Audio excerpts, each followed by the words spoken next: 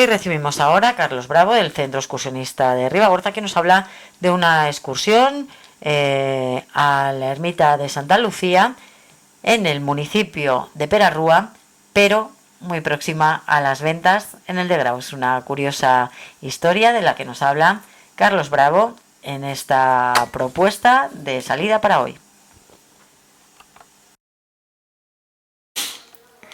Bueno, hablamos hoy de una excursión principalmente en el municipio de Graus, pero sí, con una pequeña incursión y sorprendente en el de Perarrúa, ¿no? Cuéntanos. Eso es, sí, es muy sorprendente porque la excursión es desde Graus a la ermita de Santa Lucía, de Las Ventas, que tiene el nombre oficial de Las Ventas de Santa Lucía, y según he leído en algún sitio, en su momento llegó a llamarse solamente Santa Lucía, parece ser. Y también en algunos lugares, en algunos documentos, y algunos dicen que se llamó La Venta simplemente, en singular. Una venta es una posada, un hostal de carretera, ¿no? Ajá. En el Quijote salen muchísimas ventas, sí, donde paran el Quijote y Sancho y donde se ofrecen unos cuadros casi costumbristas de la época del principio del siglo XVII, pero donde abundaban las ventas de caminos, claro. Como tú bien dices, todo el recorrido desde Graus hasta las Ventas de Santa Lucía, cuyo caserío pertenece al municipio de Graus, es por el municipio de Graus, menos el lugar donde está ubicado la ermita, y al lado hay una casa también que se llama la Casa Patarra, que curiosamente pertenecen al municipio de Perarrúa. Esto se debe, y empiezo por esto, porque es curioso, según documentado en algún lugar, y en un panel que hay por allí creo que lo pone también, a un canje que se produjo, a una permuta de terrenos que se produjo en el siglo XIX. Estos terrenos donde está la ermita, que en el siglo XIX ya estaba, claro, pertenecían a la familia Romero, de la Torre Romero, también conocida como Torre Pentineta. Claro. Y permutaron estos terrenos por otros terrenos, creo que eran de Casaplana, que me parece que eran de Perarrúa. Entonces, bueno, pues hicieron esta permuta de tal forma que ese espacio que da nombre a las Ventas de Santa Lucía y que tiene todo el vínculo con Santa Lucía, con Las Ventas, y que actualmente pertenece al municipio de Graus, sin embargo pertenece al municipio de Perarrúa, ¿no? Porque lo normal es cambiar la escritura, pero no el municipio. Claro. Y además está al cuidado del municipio de Perarrúa. El ayuntamiento que se encarga del mantenimiento de la ermita es el de Perarrúa. Es una cosa curiosa, sí, la verdad. Y extraña. Poca gente que cuando vas con grupos como la última excursión, la que voy a relatar aquí, que ha sido esta semana pasada, el año pasado también fuimos a este mismo lugar, pues se sorprenden cuando les cuentas esto. Y es más, esto se ve que produjo hasta conflictos importantes en su momento, porque por lo que pone ahí en el panel que hay junto a la ermita, hubo un momento en que se celebraba la romería el mismo día que las fiestas de las ventas. La fiesta de las ventas y el día de la romería se celebraban en la misma fecha, antaño, de tal manera que coincidía ahí la gente de Perarrúa con la gente de Graus y de las Ventas. Y por lo que parece, así lo explica en este panel, llegó a haber conflictos importantes, peleas y disputas entre la gente de ambos lugares, fundamentalmente los de Graus y los de Perarrúa. Y la fiesta de las Ventas se adelantó una semana para que no coincidiera. Luego la romería se hace ya desde hace un tiempo el lunes de la segunda Pascua, pero también se hacía de forma distinta. Por la mañana, al parecer, iba el consistorio, el ayuntamiento de Perarrúa, y hacían una comida los de Perarrúa, y luego por la tarde se hacía una misa, que creo que se sigue haciendo por la tarde. Se hacía una misa a la que iban las gentes de la comarca. O sea que no solamente esta permuta es sorprendente en el sentido de tener dentro del municipio y al lado del pueblo de Las Ventas, incluso la ermita que da nombre al pueblo probablemente no pertenezca a ese pueblo, sino que ha sido fuente de disputas importantes. Luego volveremos a comentar algo más de la ermita cuando lleguemos. Esta excursión es una excursión que nosotros llevamos 2 años haciéndola. El año pasado la hicimos en primavera, este año un poquito antes. Es una excursión que se hace en unas 3 horas. Entonces esta la hice con el grupo Tardes al Sol en una tarde, la hacemos por la tarde, y ahora justamente pues desde las 3 hasta las 6. Ya la alarga un poquito la tarde y ya se puede andar hasta un poquito después de las 6. Fue hasta las 6:10 más o menos. Y bueno, la propuesta que yo hago y el recorrido que nosotros hicimos, salimos desde Graus y se puede hacer de distintas formas, claro. Yo la tenía estudiada esta excursión, había planeado más o menos, incluso más larga, pensando que en alguna ocasión se podría hacer para la Redolada, porque si recuerdas, la Redolada, que hacíamos siempre con el CER, una excursión al pueblo donde se celebraba, quedó un poco la incógnita si en Las Ventas se iba a hacer o no, porque el último lugar donde se hizo fue Torres del Obispo. Bueno, pero, de hecho solo quedan Las Ventas. Y quedaba Las Ventas, y bueno, no se ha vuelto a hacer, yo no sé si se hará o no se hará. La idea es retomar las La idea es retomarla, pues bueno, pues... Y tocaría en Las Ventas.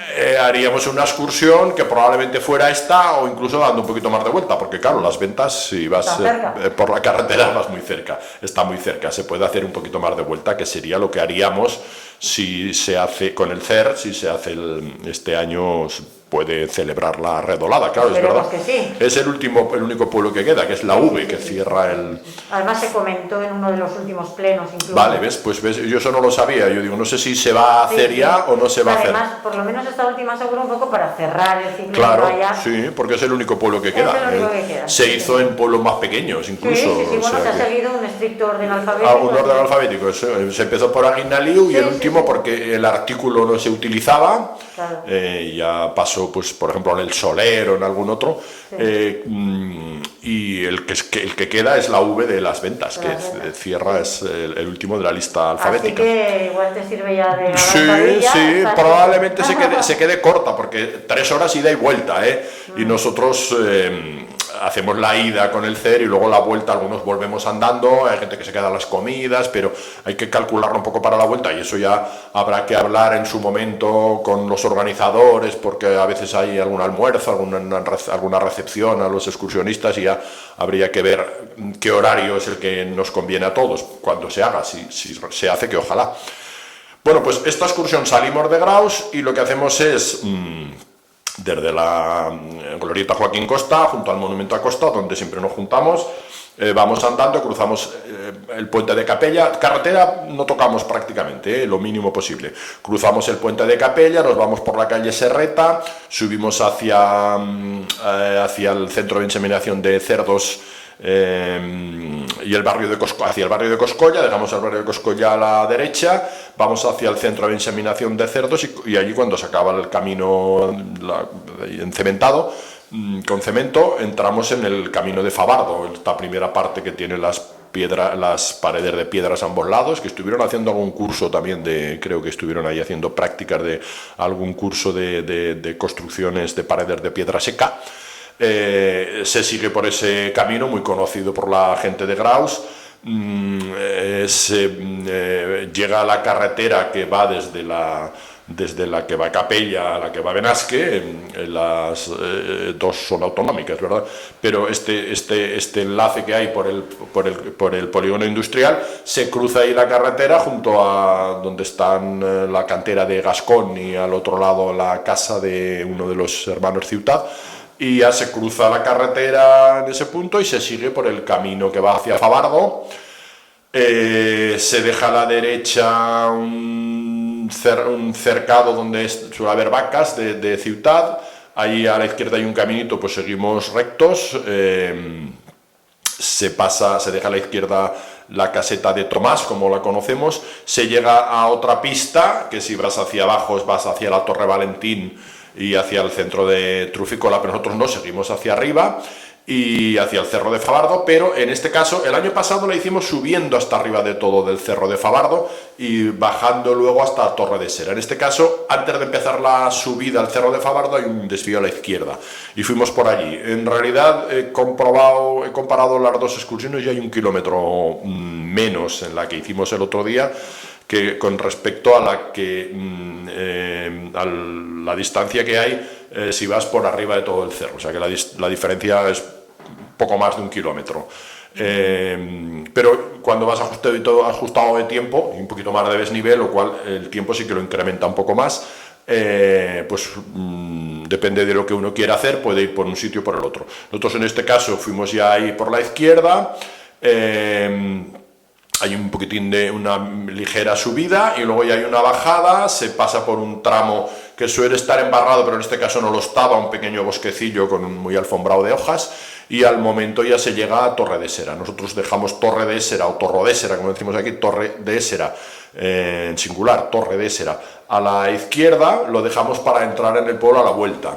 Y allí donde hay si no recuerdo mal, hay un peirón, un pilaret sin la cruz. Hay uno con cruz de hierro y hay otro que creo que es el que está después, solamente el pilaret sin cruz. Pues bueno, ya giramos hacia la derecha y vamos por pista en paralelo a la carretera prácticamente, en dirección a Las Ventas. Hay que estar atento, hay algún cruce, pero siempre por la pista principal. Que dices que no estaba en verdad, que esa pista suele tener barro. Sí, luego encontramos barro, ¿eh? Ahora donde vamos a llegar, se llega a una granja que queda a la derecha y entonces hay una bajada que se baja al barranco que se llama el barranco de Maiguatas, por lo que he leído en algún sitio. Maiguatas, sí, lo recuerdo, así aparece en algún mapa, ¿eh? No lo he oído mucho este nombre a la gente de la zona, pero es el que aparece en los mapas. El barranco de Maiguatas, que al cruzar el barranco está encementado, pero en la bajada, justo antes y un poco después del barranco, había barro. Ahí siempre hay barro, ¿eh? Yo hacía mucho en bicicleta y siempre hay barro. Y eso que ahora hace un tiempo que llueve o no llueve, o ha llovido poco, pero hay barro y te embarras un poco en ese trozo. Entonces ya hay un poquito de subida para llegar a la carretera que va hacia Bellestar y Benavente, Bellestar por un lado y la Puebla de Fantoa por otro. Justo sales a la Casa Matosa, ¿eh? Y un poquito antes de llegar a la Casa Matosa es interesante, parece que está cerrado y no gestionamos el verlo, y parece ser que es interesante. Yo debo confesar que no lo he visto nunca por dentro, entonces tengo que hablar de lo que he leído, pero no lo he podido ver nunca por dentro. El molino es un molino harinero, un molino de trigo, me parece, de Las Ventas. Este molino que se restauró en el 2008 cuando se hizo una ruta costista referida a costa, hay varios paneles y entonces, pues bueno, yo ya digo, siempre he tenido interés en verlo, pero por una cosa u otra no lo he visto nunca por dentro. Tampoco soy muy entendido. El edificio es un edificio muy convencional, muy normalito, prácticamente de adobe, pero parece ser... Antes y un poco después tiene su encanto la zona. Sí, la zona tiene su encanto y además, por lo que tengo entendido, está muy bien conservado, o sea, es de los mejor conservados. Tiene la maquinaria muy bien conservada y todo el mecanismo, digamos, del acceso de agua muy bien conservado.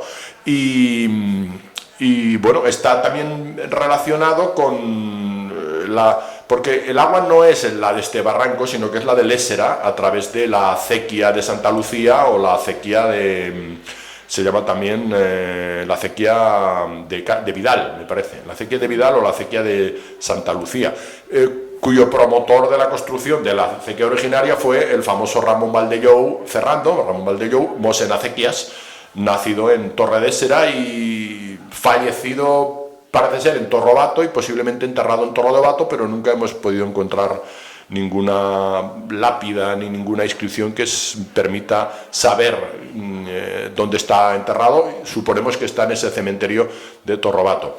Yo hice un artículo hace unos años inspirado también en otro que había hecho anteriormente, se había escrito también para el Ribagorzano. Y es un personaje muy importante que fue alabado por Costa, que yo creo que es un personaje, es un cura ingeniero, como le llamaban también, que muy avanzado a su tiempo y de hecho construyó unas cuantas acequias en beneficio de los riegos en la zona, entre otras esta acequia, y también algunos puentes colgantes, como el de Jánovas y el de Montañana. El artículo anterior lo escribió José María Auset padre, que recuerdo que hizo un artículo muy interesante sobre este personaje, al que Costa dedicó muchas alabanzas y al que Costa en un artículo también dice que se le debería hacer un homenaje en vida cuando ya estaba él, que dice tiene un pie ya casi en el féretro, no recuerdo la expresión exacta de Costa, pero algo parecido, dice ya tiene un pie en el cementerio y debería hacerse un homenaje en vida antes de que muera, cosa que no se hizo en su momento. Ni se le ha hecho después, sí, ni se le ha hecho después. Alguna cosa he oído recientemente, pero no se le ha hecho después, ¿no? Y durante mucho tiempo estuvo olvidado, y a raíz de este artículo de José María Auset, pues algunos hemos intentado de alguna forma recordar esta figura importante, porque realmente es un personaje y también le llamaban, otro de los apodos que tenía era Mosen Quitafame, es porque las obras que hacía o promovía suponían pues una creación de riqueza, como podríamos decir ahora, que ayudaba a la economía de las gentes de la comarca. Y además diseñaba algunos de estos puentes sin haber estado en el lugar, pero tendría mucha capacidad para estas cosas y sería un hombre muy emprendedor. Creo que era de la Casa Vidal de Torredéseras, hablo de memoria, a veces hasta en lo que yo he escrito alguna vez ahora se me olvidan algunas cosas, pero si no recuerdo mal era de Casa Vidal de Torredéseras. Y esto sale a colación porque el agua que abastecía este molino era de la acequia cuya construcción él había promovido, y según tengo entendido la comunidad de regantes de esta acequia de Santa Lucía o de Vidal es la que ha donado este molino al Ayuntamiento de Graus por un periodo de 50 años, leí, o sea, que empezaría supongo cuando la restauración que se hizo en 2008, y la acequia ya data creo que de principios del siglo XX o de finales del XIX, quizás incluso antes la original, porque Mosén Acequias nació en el siglo XIX a principios, lo que no tenemos es la fecha de su muerte.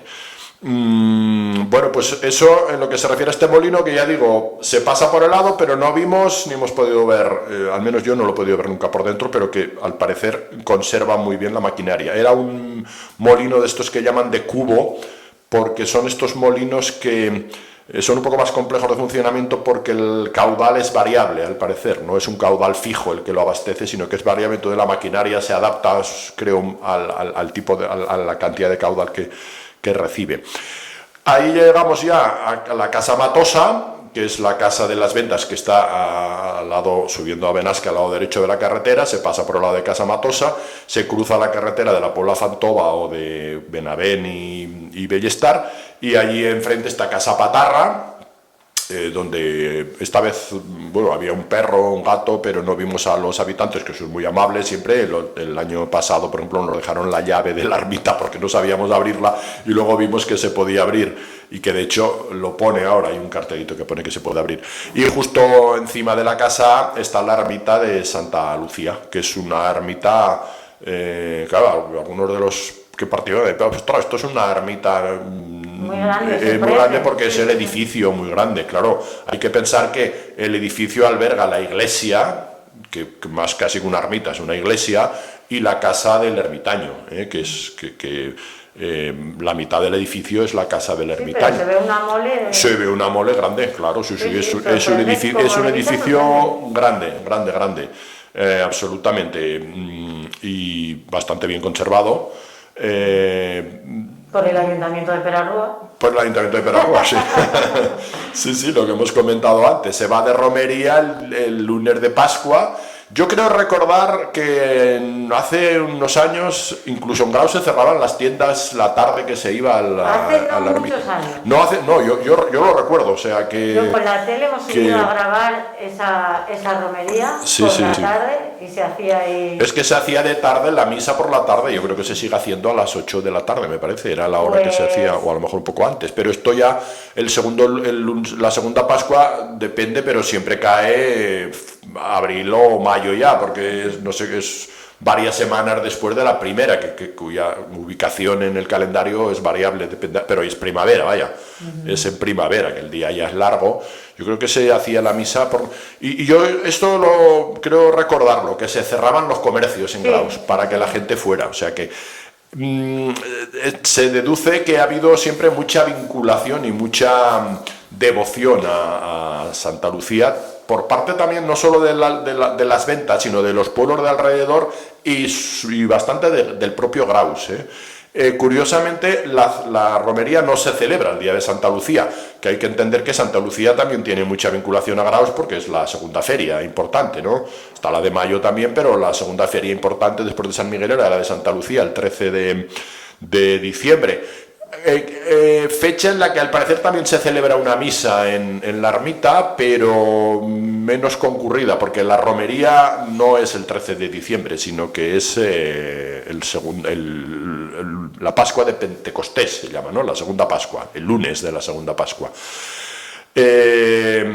Bueno, pues la iglesia es bonita, es grande, está muy bien conservada. La puerta, para abrirla hay que poner la mano por un agujero que hay allí, y con más maña que fuerza, algunos de los participantes, yo tengo fuerza pero maña poca, y algunos de los participantes el año pasado como que no sabíamos abrirla y fuimos a la casa Patarrén, nos dejaron la llave, pero no hace falta pedirla porque se abre, lo que pasa es que hay que poner ahí y mover un poco el cerrojo para abrir la puerta, que es muy bonita también. La puerta parece 18esca, parece, y es baja también esa puerta. Y la iglesia está muy bien conservada, es una iglesia grande, con los bancos bien cuidados, un confesionario a la izquierda, una talla de la moderna, pero muy bonita, de Santa Lucía, y además tiene un óvalo, una claraboya y arriba hay un cimborrio octogonal, hay como una claraboya ovalada muy, muy bonita. Y ahí estuvimos un rato viéndola, hay un coro también. Y luego pues al lado está la casa de los ermitaños, que curiosamente con nosotros iba una participante de Abenozas y el año pasado se lo comenté yo porque no desconocía. Curiosamente además sabemos que vivieron ermitaños en esa casa hasta mediados de los años 60 del pasado siglo, de 1960 y algo. Y los últimos ermitaños eran Ramón Rami, de Abenozas, y me parece que era Teresa Puello, ahora no sé si digo bien el nombre, o Trinidad Puello, pero el apellido de la mujer era Puello, la mujer era de Torroella de Aragón, y él, Ramón Rami, que fueron los últimos ermitaños, él era de Abenozas, y de hecho tenían una serie de posesiones de tierras que trabajaban próximas a la ermita, para el mantenimiento de lo que era la ermita y de esta propia familia, vaya, que tenía ahí sus tierras para su propio mantenimiento. Y por lo que he leído en algún sitio, que ya no sé si eso se cumple o no, sus nietos, en algún sitio he leído que sus nietos seguían al cuidado de esas tierras en la actualidad. Ya no sé si en estos momentos exactos eso todavía se produce, pero allí vivieron hasta mediados de los 60 estos ermitaños últimos. El ermitaño, porque alguien lo preguntaba, pero el ermitaño no era cura. No, los ermitaños no tienen por qué ser, muchas veces eran familias, una persona o una familia que se encargaba del mantenimiento de la ermita y que vivía, en este caso, en el propio edificio de la ermita. Y de hecho, yo en ese edificio no he entrado, pero he visto alguna fotografía en algún panel, tenían una prensa, una bodega e incluso había un corral exterior y una tocinera, o sea que tendrían allí sus animales, sus tierras, bueno, vivían de eso, porque el ermitaño no vivía de la limosna, algunos casos recibirían quizás algo, pero en este caso vivían de las tierras y los animales que tenían junto a la ermita. O en la casa que ocupa el mismo edificio que la ermita. Además, esta ermita tiene unos canetes arriba que al parecer eran de una canalera que recogía el agua que llevaba hacia un pozo, muy parecida a la que hay, sería, por lo que parece, a la que hay en la casa Carllán de Torrobato, que llama mucho la atención, Tenían unos canetes como unos salientes de piedra, ahí ponían una canalera que recogía el agua de la lluvia y la derivaban hacia un pozo para abastecerse de agua. O sea que es interesante toda esta historia de la ermita de Santa Lucía. Al lado están Las Ventas, población con pocas casas y sobre todo con un establecimiento hotelero, ¿no? Casa Roque, ya muy conocido, pero que como algunos, ya no entramos nosotros, no pasamos por el propio pueblo, que como hemos comentado, pues su origen está en una posada de carretera, probablemente que se debe de remontar a bastante atrás, porque está justo en el camino hacia el norte. Y también pertenece a Las Ventas, un poquito más. Me estoy saliendo del tema, pues la famosa, que hemos comentado antes, Torre Pentineta o Torre Romero, de donde es el cónsul en Grecia que ayudó a los judíos, pero ya nos alejamos un poco del tema. Estuvimos ahí un rato viendo la ermita de Santa Lucía, que además es la patrona de las modistas y que es la que conserva la vista también, ¿no? Y ya volvimos por el mismo camino, volvimos a pasar por el barro, que era lo que menos apetecía, pero solamente ahí porque el resto estaba muy seco todo, y a la vuelta repetimos camino hasta Torredesera. Empecé ya a ir hacia Favardo, pues fuimos al pueblo, a Torredesera pueblo, entramos en Torredesera, que es un pueblo interesante. Torredesera, a mí lo que me llama siempre la atención de Torredesera es que no tiene iglesia, solamente tiene la torre, ¿no? Es curioso, hay una capilla, hay una ermitilla, una ermita, no tiene iglesia porque al parecer a mediados de los años 70 del siglo pasado, del siglo XX, 1970 y algo, pues creo que, tengo entendido que es que marcaba ruina o estaba ahí la derruyeron y quedó solo la torre, que creo que la han estado, la reformaban algo, tiene unos contrafuertes tremendos, pero claro, se quedó sin el apoyo en la iglesia que estaba en el lado este, digamos, ¿no? Y ahora queda solo ese campanario. Que por otro lado en las fotos luce mucho. Abovedado. Sí. He hecho fotos yo muy bonitas. Sí, creo que tengo la patente primera de la foto de Torredesera con el turbón nevado detrás, que luego han ido repitiendo ya porque es una ubicación estupenda cuando está el turbón nevado y parece que esté allí mismo Torredesera. Por eso que el turbón, sí, no, la torre, que no parece que sea la torre el que da nombre al pueblo, que probablemente sería otra y que estaría también, porque este era el campanario de la iglesia, que estaba dedicada también a Santo Tomás, un santo muy poco frecuente en la zona. Yo me parece que es el único Santo Tomás que conozco en la comarca. La capilla donde ahora hacen las celebraciones religiosas está dedicada a Santana, creo, y al lado de la capilla hay un crucero, una cruz de piedra muy maja. Por un lado hay un crucifijo y por el otro lado hay una imagen de la Virgen con niños, si no recuerdo mal, me he leído una foto el otro día, pero parece ser que esta es una copia del original que está dentro de la ermita. Y también es curioso, a mí me lo enseñó hace un par de años una amiga de allí de Torredesera, yo había pasado muchas veces y no lo había visto, y ahora he visto que los han sacado y lo van a llevar a algún otro sitio. Estos angelotes que había dos caras allí. En un depósito. Exacto, sí. Una amiga de la Puebla, yo había estado de Torredesera, yo había estado bastante veces, y un día en una excursión, ¿conoces esto? Me dice, digo, ostras, ¿no? Y le hice unas fotos y además las puse ahí en mi red social y digo, ostras, pues no, dice, pues mira, esto sería de algo de la iglesia y estaba allí de pegote allí en el...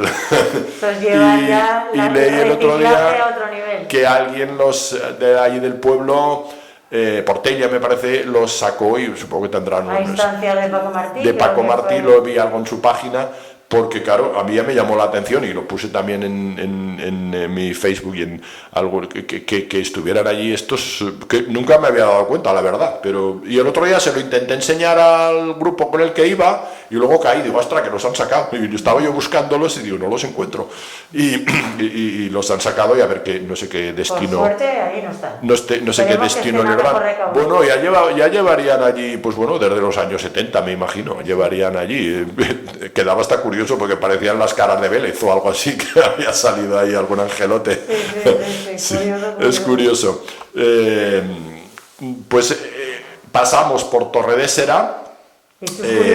¿Y sus curiosidades? Hay algunas casas interesantes, creo que no me olvido me parece que una es la Casa Blanco, que es de las más, la Casa Esteban también, la Casa Vidal, me parece que también está.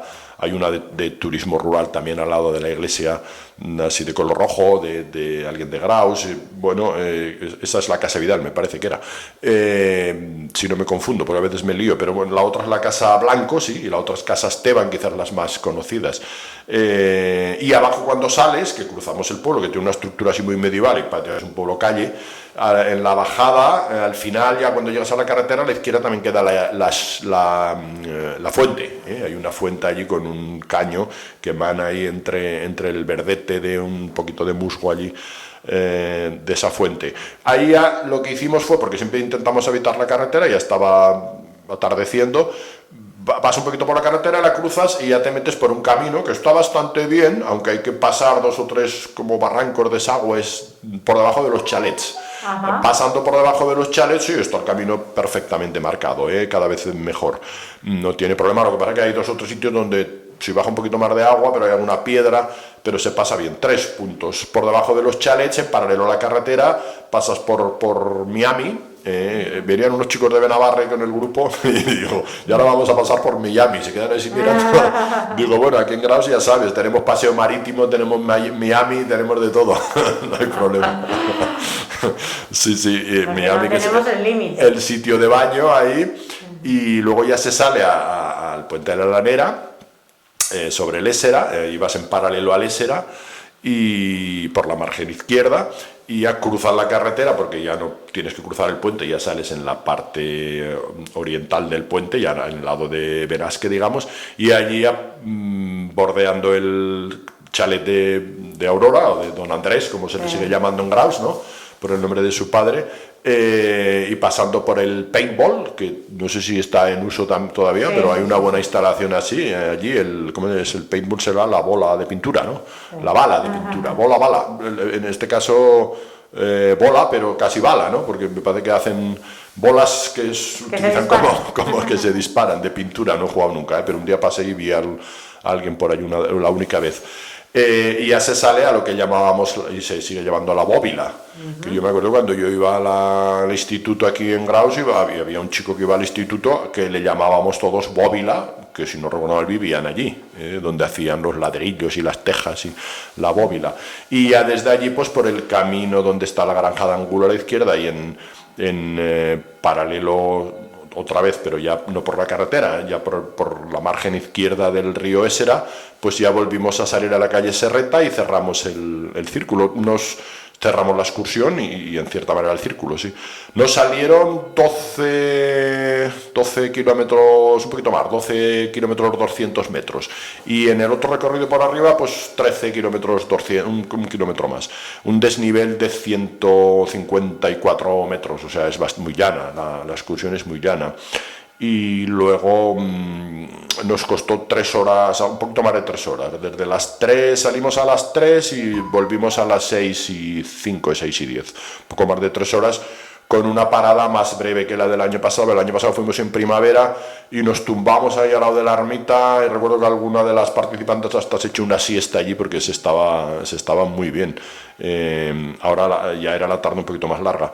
Pues bueno, eso es una excursión que la tenemos aquí mismo y que de paso, bueno, he aprovechado el programa para comentar algunas curiosidades de la historia y de los lugares por los que hemos pasado y estas sorpresas que uno se lleva a veces en estos recorridos, ¿no? Porque cuando dices que pertenece a Perarrúa te miran con una cara alguno como diciendo, este tío está chalao, que hay más en esto de Perarrúa.